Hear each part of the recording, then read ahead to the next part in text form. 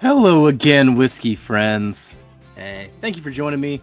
If this is your first time here, hey, why don't you become a whiskey friend? Come join the party.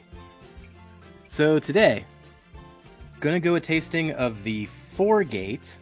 This is the Andalusia Key Rye. So this is a rye that was finished in sherry dark rum casks. And that's not sherry and dark rum cask. That is sherry dark rum cask. So most likely a cask that had both spirits in at one point. Aged at least 7 years. And this is going to be another Four Gate rye. I just released a tasting of the Port Perry Perry not too long ago. And that thing is competing for my rye of the year. Let's see if there's another Four Gate in the running. You never know. Let's see if lightning strikes twice. Thanks for joining, everybody. Let's kick off the show.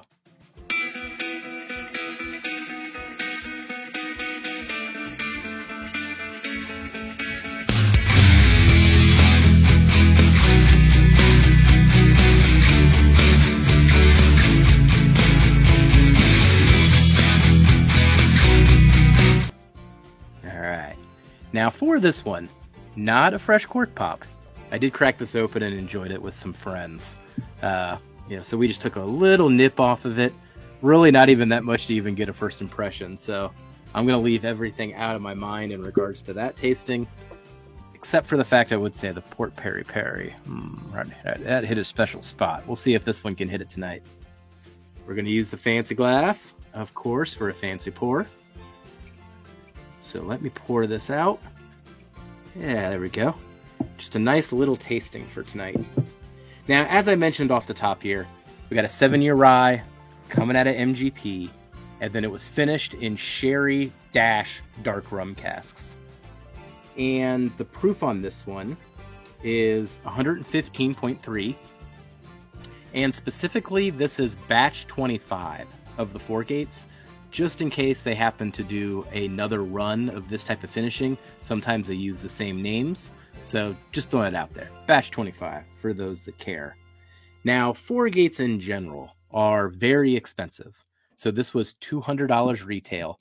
Actually got it for half that off of some crazy Black Friday deal, where if you bought a case, you got half the case free. Blew my mind.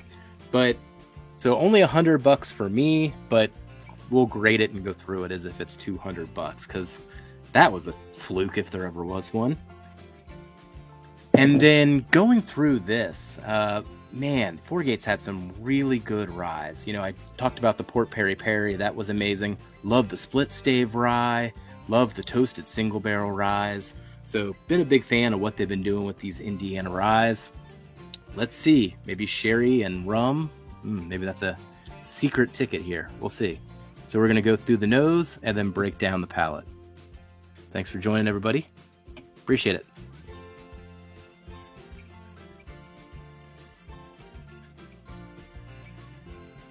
Okay. You know what sticks out to me on the nose is that this MGP rye is really, really shining through. I don't know if I would know it's finished.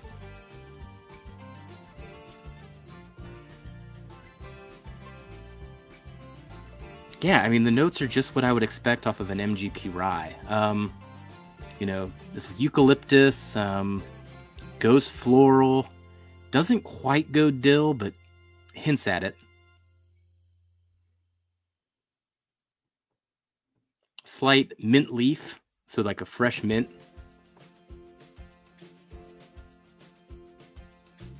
You know, the longer I sit with it, there's something dark underneath it. It's not oak. It really doesn't have an oak presence, even for 7 years. It doesn't have an oak presence. The other thing I notice on these sometimes too, they put on the label minimum of 8 years or minimum of X years. This one just says age 7 years. So sometimes I just straight up take them at their word. So I bet you everything in here is 7 years old. Yeah, it does have a fruit. I think I'm starting to get to the sherry side of this thing. There is a fruit element to it that is very foreign to an MGP rye. It's blueberries. actually. I'm going to go with blueberries on that. Blueberries to maybe hovering towards a grape, but I think it's blueberry.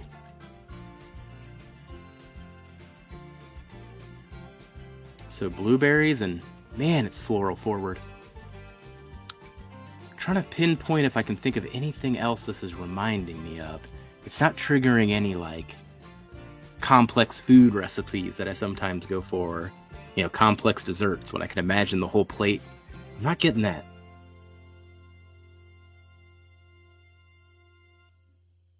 There is a breadiness quality to it, just a breadstick. Like, I'm not going to go too deep into that one, but it's there. Maybe it's even got some everything seasoning sprinkled on it.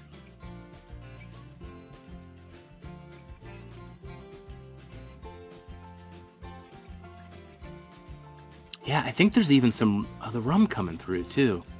I might be just tricking myself into thinking it, but almost a sweetness with a little bit of a almond paste characteristic. But man, that's really in the background. At least I'm able to navigate around the MGP rye and the floral notes, though, to get something from the finishing. I do remember off the initial tasting, I did have the same concept in my mind, where off the nose, I was like, just smells like an MGP rye. Where's the finishing? I am getting to it now. Now, of course, I'm using this versus just using the Glen that I had in that first tasting and that first impression. But yeah, kind of sitting me the same way. All right, let's go in for the taste. I don't think I'm going to get anything else off the nose. Cheers, everybody. Thanks for hanging this far.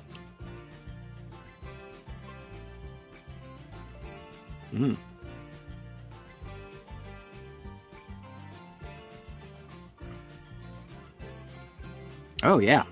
Oh, much sweeter than I was expecting. Oh, okay. Oh, man, I'm getting so much wine influence right now. It's actually catching me off guard because I do not remember this from when we cracked it. Of course, I had like the tiniest little bit. Man, that was a lot of wine influence through every portion of the experience, actually. My initial thoughts, front of the palate, was, holy crap, that sherry's popping. And then mid-palate, I was like, man, that is still going. And then the finish, I'm like, yeah, I still just taste cherry. I'm going to go in for another sip here. That was really interesting, though.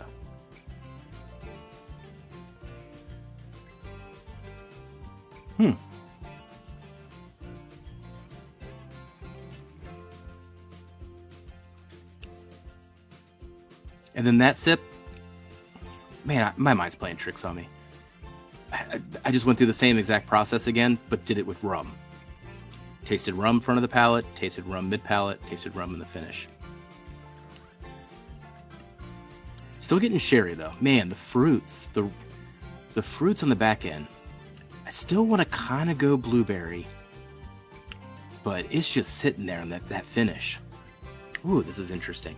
All right, I'm going to go in one more sip and try to go through the process a bit more precisely.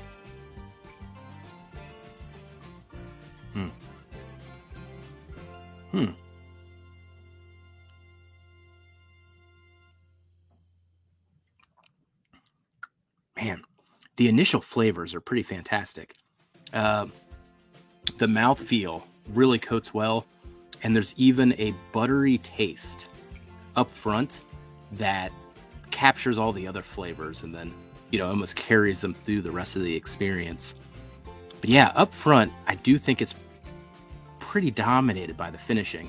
I go back and forth on whether I want to describe the sherry and some fruits and the wine aspects, or whether I want to go with the sweetness and a little bit of almond paste and the rum. Very, very flavorful, though, at the front.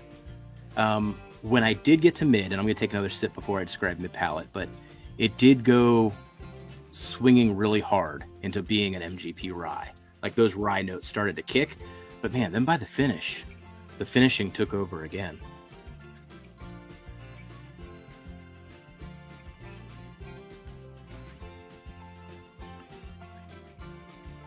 Yeah, there's a big rye punch. I mean, it's an uppercut straight to the jaw, right at mid palate, and it's hitting you with just the pepper, the spices. Oh man, those do linger on quite a bit into the finish, but the finish does turn back into a fruit bomb with the blueberries. Oh, that's really good. Definitely got more off of this than my first impression. So, I like that.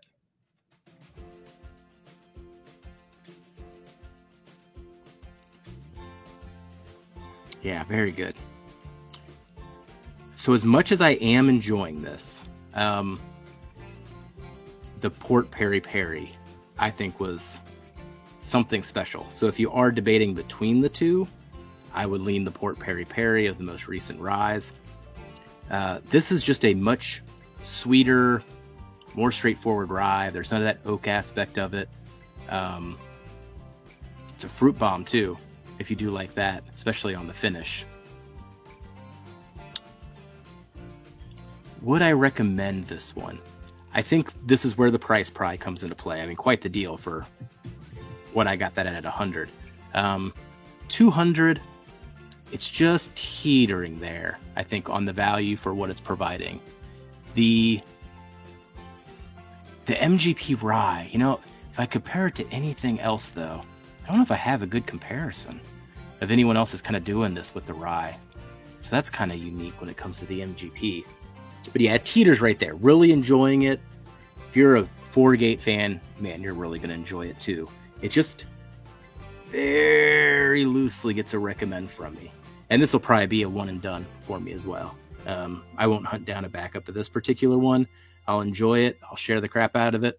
But this will be the only one. And we'll see. Maybe they'll do this finishing part 2, a year or two from now. They tend to re-explore things. But yeah, and I think I liked my bourbon maybe a little more too. I think I was more positive on that tasting. I'll have to do a rather side-by-side comparison of those at some point. But for now, I'll leave it at that. Really enjoyed it. Teetering on a recommendation due to the price, at least the price that most people will pay. And then, either way, another good expression out of Four Gate. Each one of these you really can't go wrong with. They make really good gifts as well. So kind of keep that in mind if you ever see them. Looking for something around the holidays here. All right. Well, thanks for joining me today, whiskey friends. I'll see you in another tasting. Be sure to come back and hang out. But for now, we'll leave it at that, and I'll catch you later. Bye, everybody.